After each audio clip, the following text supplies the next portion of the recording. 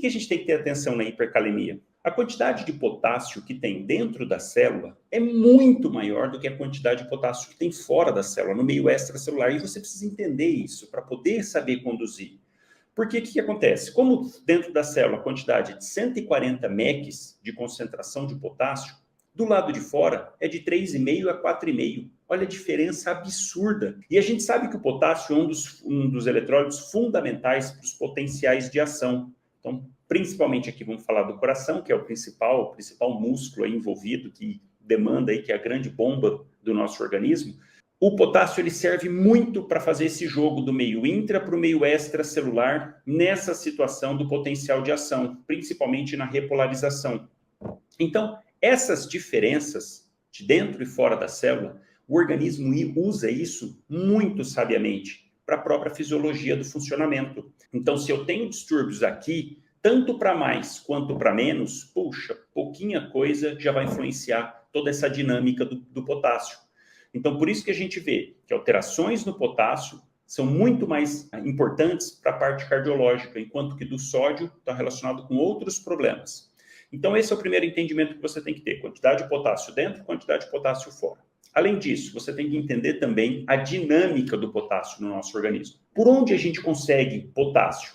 Pela boca, pela alimentação. Vários alimentos contêm potássio, vários. Banana é uma delas, frutas cítricas, né? Tem muita quantidade de potássio. Então, constantemente pela alimentação, a gente está ingerindo potássio. Esse potássio, ao entrar no organismo, ele faz esse jogo. O organismo fica jogando o potássio para dentro da célula, enquanto joga sódio para fora da célula, naquela famosa bomba de sódio-potássio ATPase. Então, quer dizer, nosso organismo ele gasta energia para fazer isso, para ficar jogando, brincando com sódio e potássio dentro e fora da célula. Essa é a segunda etapa que você tem que entender da dinâmica do potássio. E, por último, como que nosso organismo elimina o potássio do corpo? Através do rim. Sai um pouquinho através das fezes também, mas principalmente é a depuração renal do potássio. Então, você tem que colocar isso na cabeça. Ingestão, entrada. Dinâmica do potássio do meio extra para o intracelular e saída do potássio do organismo através do rim. No dia a dia, na rotina, tem problema a ingesta de potássio? Aquele famoso, tô com cãibra, vou comer banana? Não, isso é besteira. Dificilmente, com uma alimentação regular, dificilmente vai faltar potássio para o organismo. Então, isso é mais lenda do que verdade, a não ser que esteja tomando diurético. Aí é uma outra conversa. Mas espontaneamente, o nosso organismo não fica sem potássio.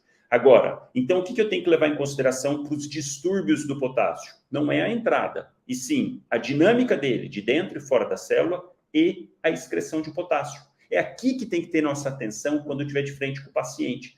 Porque dessa maneira você começa a entender as causas que podem levar o paciente a ter uma hipercalemia ou uma hipocalemia. E falando especificamente, que é a pergunta sobre hipercalemia, o que faz o potássio entrar para dentro da célula? Primeiro, bomba de sódio e potássio ATPase. Outras coisas que influenciam a adrenalina. Olha que interessante, o sistema simpático, com a liberação de adrenalina, das catecolaminas, ela favorece também a entrada de potássio para dentro da célula. Por quê? É o hormônio de luta ou fuga da história da humanidade, né? Descarga de adrenalina é para isso, é para você estar preparado para a luta, para a fuga. Então, a adrenalina também estimula a atuação dessa bomba de sódio e potássio ATPase, principalmente através dos receptores beta-2. Então, vamos lembrar que nos receptores adrenérgicos eu tenho alfa-1, alfa-2, beta-1 e beta-2. E aqui, especificamente, para fazer o potássio entrar dentro da célula, é o receptor beta-2. Outra coisa que influencia, a própria insulina. Olha que interessante, a insulina faz o quê? A glicose, que está no meio extracelular, entrar para dentro da célula, para fazer o organismo usar aquela glicose.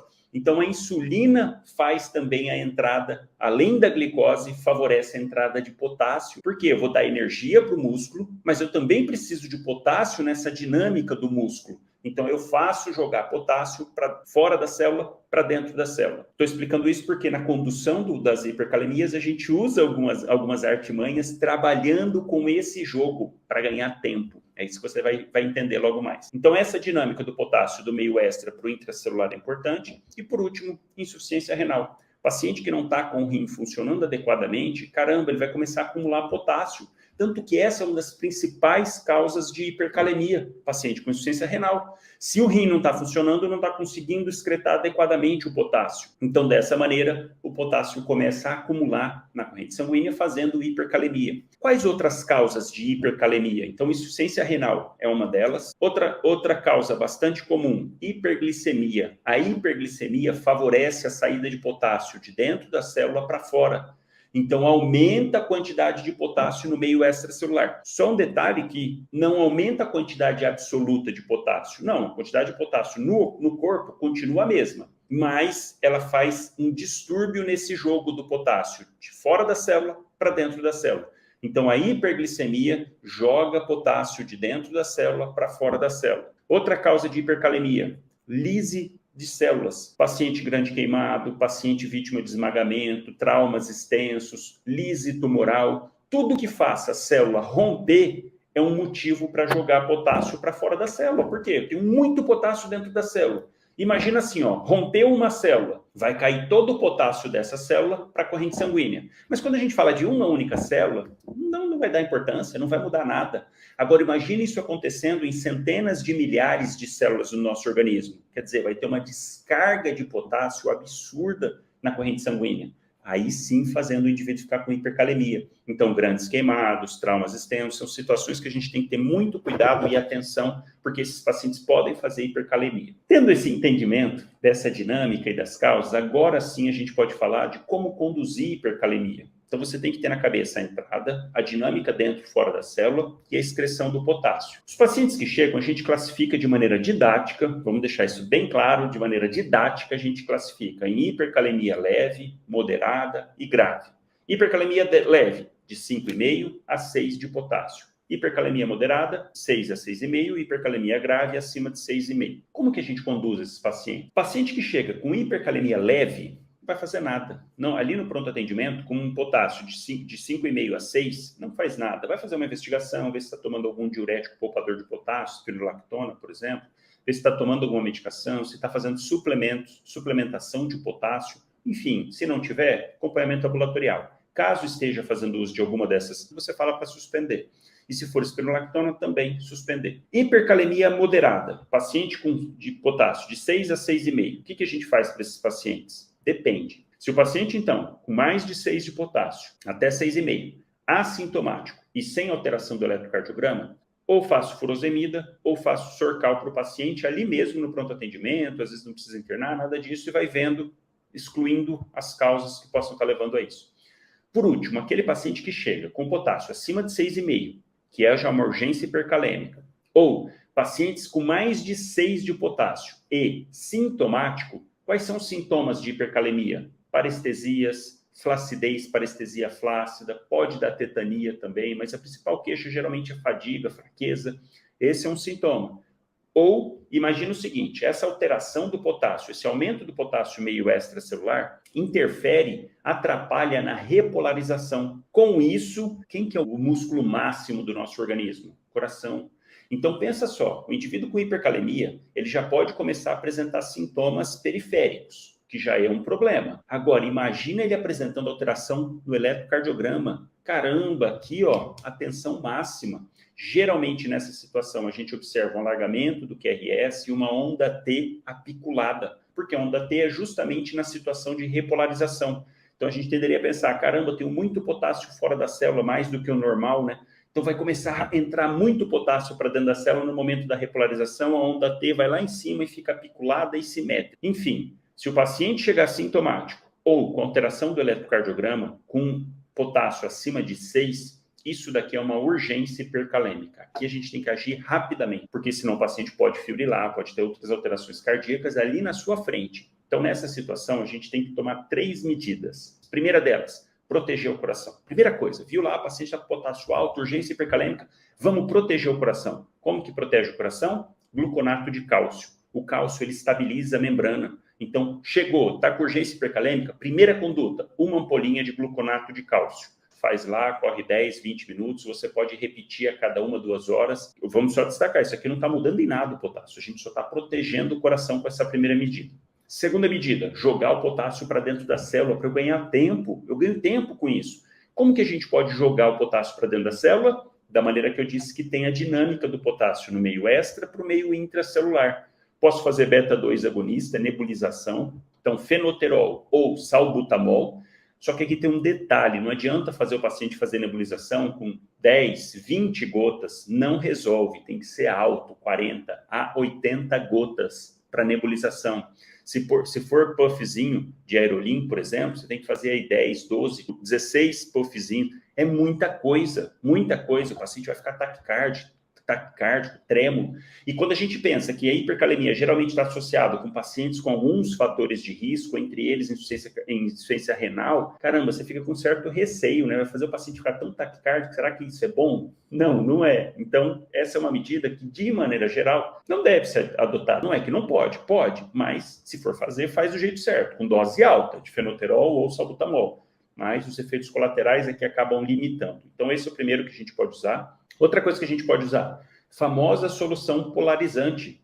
Aqui esse é o clássico para ser utilizado numa urgência hipercalêmica. Dilui 10 ampolas de glicose 50%, vai dar uma solução de 100 ml de glicose 50%, junto com 10 unidades de insulina regular. Mistura e corre de 30, 40 minutos ali para o paciente. Você pode fazer de meia hora a 1 hora infundindo para o paciente, podendo repetir também a cada 2 a 3 horas. Só que aqui tem que ter um cuidado de ficar vendo a glicemia de hora em hora. O paciente pode fazer hipoglicemia, tá? Então, tomar esse cuidado, ter essa atenção, pode fazer polarizante, é top, muito bacana, ajuda bastante nessa dinâmica, joga ali bastante potássio para dentro da célula, você ganha tempo, mas tem que ter atenção para o paciente não fazer hipoglicemia.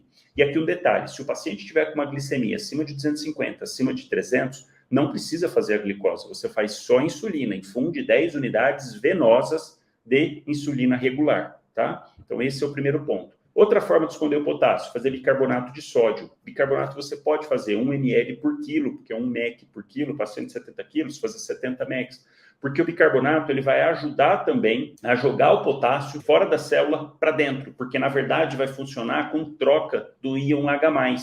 Como eu faço bicarbonato de sódio, ele é base. O organismo tende a compensar isso. Caramba, está entrando bicarbonato de sódio, eu vou fazer o seguinte, eu vou jogar íons H+, que estão dentro das células, para o meio extracelular, para a corrente sanguínea, porque eu quero dar uma aniquilada aí, dar uma balanceada nesse bicarbonato que está entrando. Então, a célula joga o H+, para fora. Mas espera aí, tudo a gente sabe ali da membrana plasmática que tem uma boa relação entre o que sai e tem que estar entrando alguma outra coisa. Então, justamente nessa situação, a célula joga o potássio para dentro. Ela joga o potássio para dentro e joga o hidrogênio para fora. E assim, a gente pode usar bicarbonato. Então, mas aí qual que é o problema? Pode fazer alcalose metabólica. Então, tem que tomar cuidado também com o bicarbonato. E aí, o ideal seria você coletar uma gasometria, ver quanto que está o pH, ter esse controle para poder estar infundindo bicarbonato para esse paciente. Então, assim, para falar de maneira bem prática, para o dia a dia, o que a gente usa de maneira rotineira?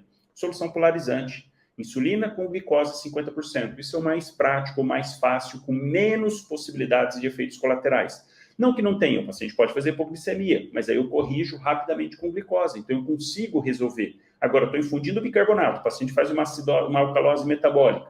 Não tenho como corrigir isso rapidamente, vou ter que fazer volume, vou ter que correr atrás de uma outra maneira. É complicado. Faço beta-2 agonista em alta dosagem. Caramba, também é complicado, o paciente vai ficar muito sintomático, é ruim.